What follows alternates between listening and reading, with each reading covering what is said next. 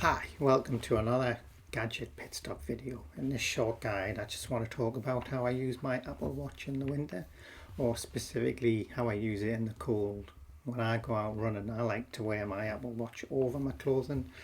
I don't know, it might just be me, but I don't like exposing my wrists to the cold, having that gap between your gloves and your jacket, so I wear it over the top. But if you do that with an Apple Watch you're going to have two problems initially. One is you're not going to take your heart rate with the Apple Watch sensor because it can't see your skin, and also because it can't see your skin or it can't detect your wrist, it's going to continually ask for your passcode every time you look at the app that you're using to track your activity.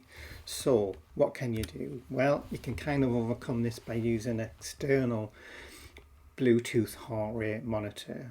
To be honest, as good as the Apple Watch sensor is, because I've got skinny hairy wrists, don't get reliable readings at medium high intensities, so I've always used an external strap, and to be honest I've used one for 20 years anyway, running and cycling, so it's just something I was used to anyway. But I find just using that external strap lets me wear the watch over my clothing, so I'm just going to talk about how you kind of configure that to make that work.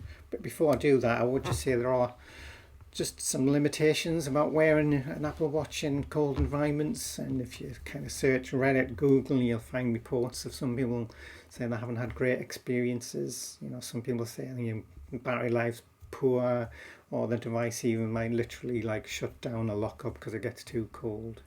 I've used mine down to -5 for a couple of hours and never had any issues. You can see here I've put Apple's official operating ranges, so the Series 10 certified down to 0 Celsius for an Ultra 2. It says on wrist down to -20, but operating temperature is 0. I'm not sure what to make of that. If you compare that with Garmin and Polar, their high-end devices all go down to -20, so I think the Ultra is probably comparable. So with that kind of warning, just to be aware of the kind of the risks there. What about using it with an external heart rate monitor? So I use two. I use a Polar VeritySense, and then also a Wahoo tracker, which is, uses a chest strap. Like I said, I've used these for years. There's pros and cons between chest straps and optical. I think chest straps tend to be more accurate overall, probably a little bit more responsive, but in the cold, I mean, these straps have to be, you have to moisten them to get the best kind of conductivity. That can be a bit of a challenge when you're not very warmed up in cold environments, and you sort of, for the first 5-10 minutes, sometimes you might find you're not getting the most accurate readings from a chest strap. But with an optical sensor and you wear this on your upper arm, you don't have that issue, and it works really reliably. So this is kind of my preferred device in the winter.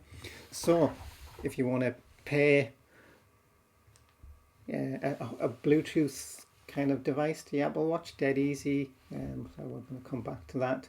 We'll go into Bluetooth. There it is. You can see here it's already connected, but if it wasn't, you just tap to pair. It's that simple to connect a HR strap to your Apple Watch. So the next thing to be kind of set up to make this all work is disabling wrist detection. As I mentioned at the start, the Apple Watch is trying to detect your wrist all the time to make sure it's secure, but that's no good if you're wearing it over the outside of your clothing, because they'll ask for your passcode all the time every time you look at the app that's running your activity tracking. So what do? Again, go into settings. We'll just go down. Get there. We'll go down to passcode. There it is. Now we don't want to turn off the passcode completely, but if you go down to the bottom of this list, you can turn off, and we just want to do this temporarily while we do our run or our ride or whatever activity we want to do. Yes, I'll just take that away, put my pin in. So you can see here you're going to get a warning. There's a few things that are disabled when wrist detection's turned off. So you're not going to get the automatic lock, which is why we're doing this in the first place, but you are going to lose fall detection.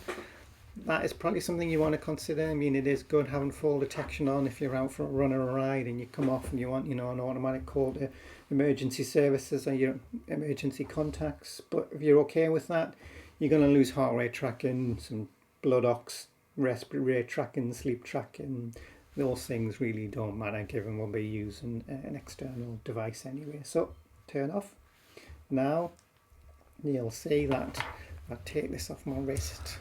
I'm not being prompted there to put my passcode in. So with that disabled, you then want to kind of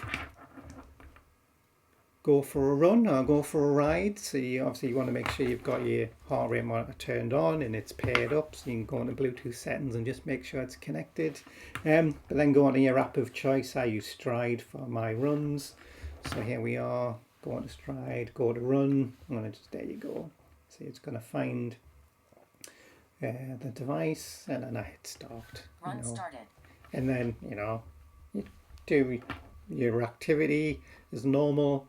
And then just when you finish, save that obviously, and then when you come back, just go back into settings and re-enable the wrist detection. You only really want to turn that off when you're out doing your ride. The other thing to note, you can kind of tell if it's using the external Bluetooth strap, because the green lights have gone off on the back of the Apple Watch, which kind of tells you that it's definitely getting its heart rate now from the external device. So I'm just going to close that down. Finish that. Yeah. Run stop. So in summary, this is great. You just want to wear over your clothing, which is, like I said, how I prefer to do it. Be aware of those risks of using it in extreme cold conditions. Always remember to re-enable wrist detection. I don't advise having it kind of disabled permanently.